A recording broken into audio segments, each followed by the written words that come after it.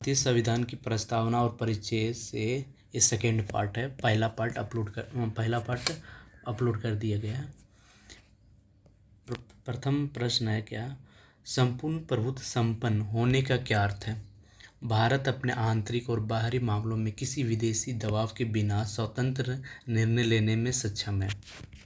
भारत के आंतरिक मामले किन क्षेत्रों से संबंधित होते हैं? ये राजनीतिक होते हैं, आर्थिक, सामाजिक और धार्मिक मामले। भारत के आंतरिक मामले किन क्षेत्रों से संबंधित होते हैं? राजनीतिक, आर्थिक, सामाजिक और धार्मिक मामले। भारत के बाह्य मामले किस श्रेणी में आते हैं? वैदेशिक मामले, जैसे मित्र, शत्रु, संदेह। क्या राष्ट्रमंडल की सदस्यता भारत की संप्रभुता को प्रभावित करती है? नहीं, क्योंकि यह भारत की स्वेच्छा पर निर्भर है और ब्रिटिश क्राउन केवल एक प्रतीक है। लोकतांत्रिक समाजवाद से क्या अभिप्राय है? ऐसी व्यवस्था जिसमें सार्वजनिक और निजी क्षेत्र दोनों का सहअस्तित्व, यानी लाइक डेट मिश्रित अर्थव्यवस्था जैसा। भारतीय समाजवाद का मुख्य लक्ष्य क्या है? भारतीय समाजवाद का मुख्य लक्ष्य क्या है? आय की असमानता को कम करना, गरीबी बीमारी को मिटाना, वंचित वर्गों का कल्याण करना। पंथ निरपेक्ष राज्य का क्या अर्थ है? राज्य का कोई अपना राजकीय धर्म नहीं होगा, वह सभी धर्मों के साथ समान व्यवहार करेगा। गणराज्य क्या क्या अर्थ है? राज्य का प्रमुख वंशानुगत ना होकर जनता द्वारा चुना गया व्यक्ति होता है। भारत में किस प्रकार का लोकतंत्र अपनाया गया? भारत में किस प्रकार का लोकतंत्र अपनाया गया है? अप्रत्यक्ष और संसदीय लोकतंत्र। भारत में किस प्रकार का लोकतंत्र अपनाया गया? अप्रत्यक्ष और संसदीय लोकतंत्र। प्रत्यक्ष लोकतंत्र का मुख्य औजार क्या है? प्रत्यक्ष लोकतंत्र का मुख्य औजार क्या है? परिप्रेक्ष्य, पहल, प्रत्यावर्तन, रिकॉल और जनमत संग्रह। डॉक्टर अंबेडकर के अनुसार सामाजिक लोकतंत्र के बिना क्या अस्थायी नहीं हो सकता? राजनीतिक लोकतंत्र। डॉक्टर अंबेडकर के अनुसार सामाजिक लोकतंत्र के बिना क्या अस्थायी नहीं हो सकता? राजनीतिक लोकतंत्र।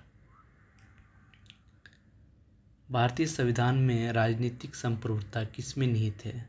देश की जनता में। भारतीय संविधान में राजनीतिक संप्रभुता किसमें निहित है?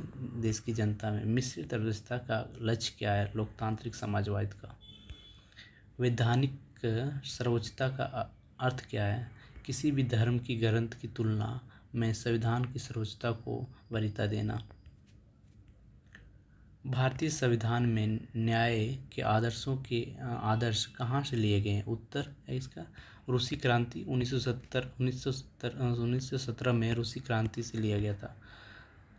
स्वतंत्रता, समता, बंधुत्व के आदर्श किस क्रांति से प्रेरित है? ये फ्रांसीसी क्रांति से प्रेरित, जो हुआ था 1789 से लेकर 1799 तक। प्रस्तावना में वर्णित स्वतंत्रता को किसके माध्यम से सुनिश्चित किया गया है? मौलिक अधिकारों के माध्यम से। प्रस्तावना में जो वर्णित स्वतंत्रता है किसके माध्यम से किया गया है? मौलिक अधिकारों से। समानता के 3 आयाम कौन से होते हैं? सामाजिक, राजनीतिक और आर्थिक। किस समिति या नेता ने प्रस्ताव को दीर्घकालीन सपनों का विचार कहा था? सर अल्लादी कृष्ण स्वामी अय्यर ने कहा। जन्म कुंडली यानी हॉरोस्कोप के रूप में प्रस्तावना को किसने परिभाषित किया था? के.एम. मुंशी ने। यानी प्रस्तावना को किसने जन्म कुंडली कहा था? के.एम. मुंशी ने। प्रस्तावना में राष्ट्र की एकता के साथ अखंडता शब्द कब जोड़ा गया था? 1976 में।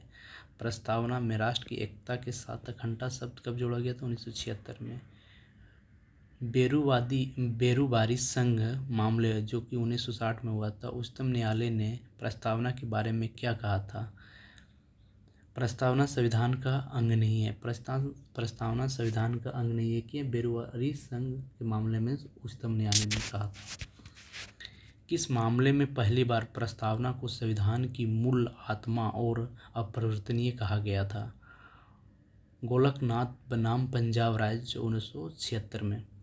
किस मामले में पहली बार प्रस्तावना को संविधान की मूल आत्मा और अपरिवर्तनीय कहा? गोलकनाथ बनाम पंजाब राज्य 1967 में।